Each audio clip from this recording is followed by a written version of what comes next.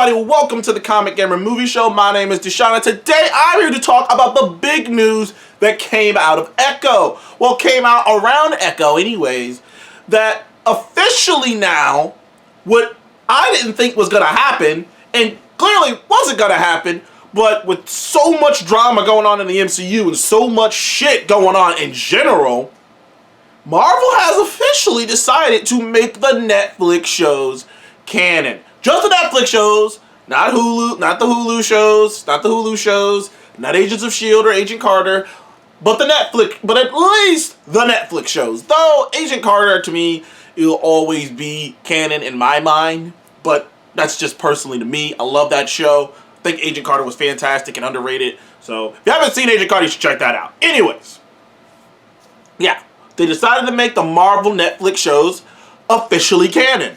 And for me, it is a double-edged sword for me.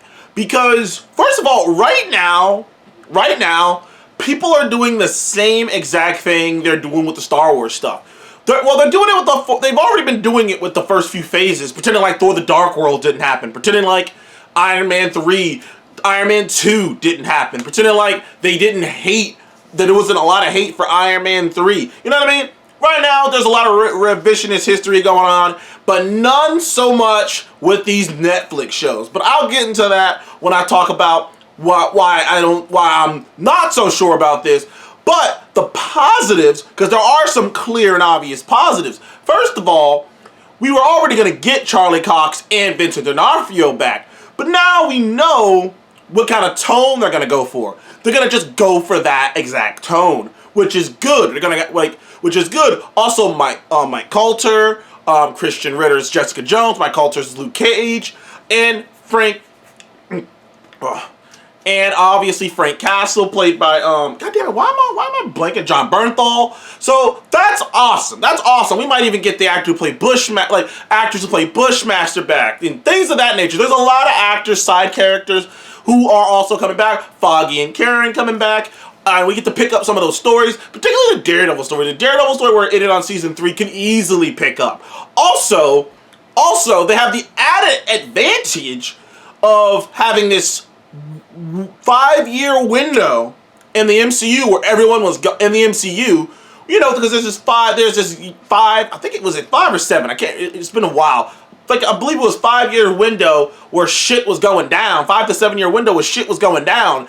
And they've already sort of confirmed that Wilson Fisk, Kingpin, and Daredevil, and Charlie Cox's Daredevil, at the very least, they didn't get blipped. So they were alive they were doing their thing through this entire gap of time. So it really ain't nothing for Marvel to easily just say, whatever's different with these characters is just say, it happened in this 7-year window. In fact, it ain't nothing for them to have all the Marvel Netflix characters' stories happen with, and have something to do with events that happen in that 7-year window, in that 5-year window. It ain't nothing for them to do that. So they have a built-in excuse to change anything they want to change.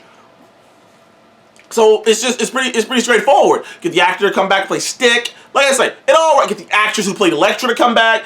Those are the positive things. Plus, some of those arcs and some of those shows were done very well. I'd love to see what happened with Luke Cage, because Luke Cage season 2 ended on this amazing Godfather-esque. Like, literally, they literally did the Godfather scene where I always forget the names of Godfather. I don't even want to get into it. But he literally did the Godfather scene where he takes over Harlem's Paradise. He becomes a gangster. Like, he comes to the conclusion that I can't stop the drugs. I can't stop all these crimes from happening. But if I become the biggest crime boss if I become the crime boss of Harlem, then at least I can keep it from off the streets. The crime's going to come through here no matter what. But at least I can shield innocent people from it as the crime boss. And that's his logic with him in this nice yellow suit. And I was really excited about that. That was really cool. But on the flip side, those are all positives. Those are very much all positives. All the actors coming back, picking up some of these story arcs, you know, like, that is the positive side. On the negative side, which is some people just like, I don't get why people are doing this. Why are we doing this? Like, it's like people have amnesia. And I hate it. I hate when people do this thing when people pretend like they didn't have complaints about something years ago because they're upset about something now. Look, I don't care how bad Rise of the Skywalker is. It doesn't make the Phantom Menace good. It doesn't make Attack of the Clones good just because you don't like what's going on now. And there's a lot of that happening. First of all, while Daredevil itself, that show, was mostly excellent, everybody pretty much universally agreed that the second half of that season was a little all over the place. It's the reason why when you look it up on Rotten Tomatoes, you see Daredevil Season 1, 98, Daredevil Season 3, 97, and Daredevil Season 2, a 79. Did you see like a huge differential there? Like 2, 99, 10. Like there was something fucked up with Season 2. And everybody kind of agreed at the time that the second half was weak. Everyone sort of agreed. Everyone sort of was like, yeah, man, I will never forget.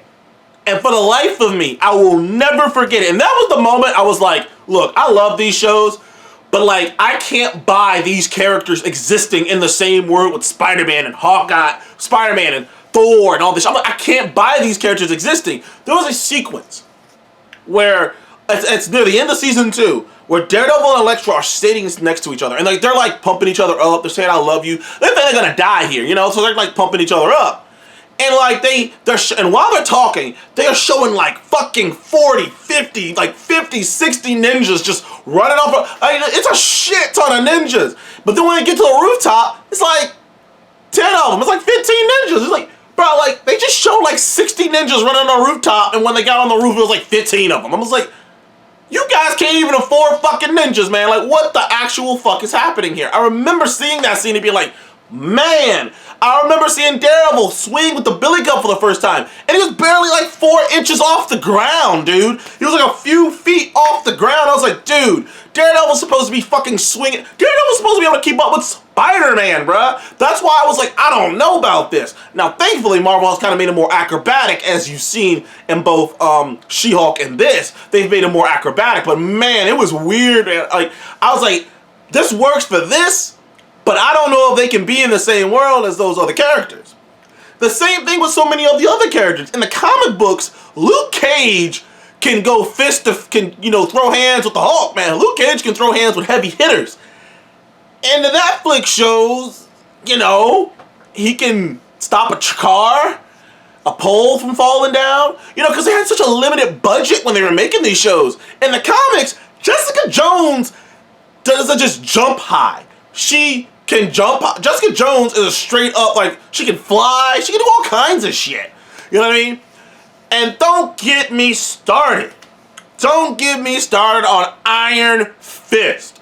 You're telling me, I don't care what the fuck you gotta say about Marvel, ain't nothing they done worse than Iron Fist. Maybe other than Secret Invasion, ain't nothing they done on the same level as Iron Fist. Iron Fist is garbage.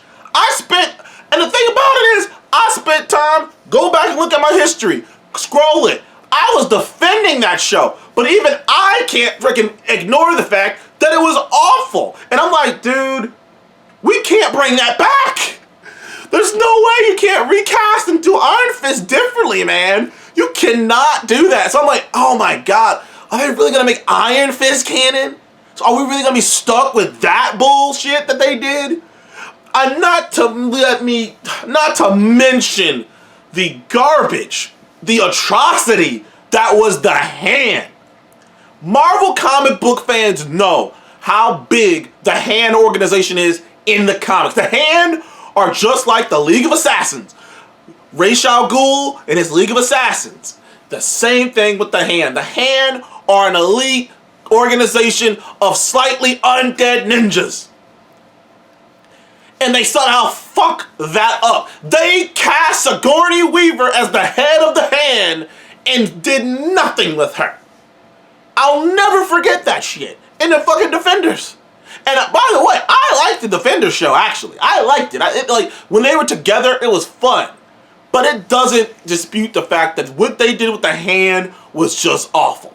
I remember being just like, Bruh, like the Hand is such a cool fucking organization. It's an army of undead ninjas, and this is the best you can fucking do. We still didn't see Stick and didn't see Stone from the they introduced Stone in the fucking first season of Daredevil. They didn't even do anything with that. Like it's not to get into also the Frank Castle Punisher, which while I enjoyed the first season of the Punisher, and it wasn't perfect. The second season of The Punisher is just there, dude. It is just there. There are some cool fight sequences, and that is it. Like, so there's some baggage that the Marvel has to carry with this. They have to carry the baggage of them stupidly killing Cottonmouth off in season 1 of Luke Cage. They have to carry the baggage that Jessica Jones as a show was never as good as season 1 because they killed off one of the best villains they introduced in the Purple Man. So they killed off the Purple Man, played wonderfully by David Tennant, so now he's not in that. So like there's just so much shit they gotta carry along with them. That shitty version of the Hand, this awful version of Iron Fist. Like, there's just so much. And I wonder if like, man, like, but granted, that's all hypothetical. I'm hearing from people that have essentially they're gonna keep what they want and they're gonna get rid of what they don't want. And like I said, that 7-year window, that 7 to 5-year window gap in the MCU timeline does afford them wiggle room to change things. Obviously, they can recast Iron Fist. They could just recast Iron Fist. They can recast and just say, man, but they made the whole thing. Iron Fist is really my hang up. I mean, a lot of you. All the other shit, I'm like, okay. Iron Fist is really my hang up. I'm like, do there have to be my Iron Fist in the Marvel Universe? Can we get another Iron Fist? Like, I was really hoping we was going to get a rebooted version of Iron Fist. Just, like, make it a movie or something. Like, can we get, something else? Just not that guy, man. Like, every other casting was really good, but I don't want that Iron Fist, man. I really don't. But anyways, what do you guys think of Marvel officially pretty much saying that the Netflix shows are officially canon to the MCU? Do you guys think, is it all positives? Is it all negatives? Or are you like me? I see all the positives, but I am not going to ignore the negatives. I'm not going to fucking sit here and wear rose-tinted glasses and pretend like that old shit was fantastic. No. A lot of it was, but some of those decisions were like, I don't know, man. I'm not sure how you really make up for that. Anyways, thank you guys for joining the Comic Guy Movie Show. Please remember to like and subscribe. And I'll see you guys in the next one. Goodbye.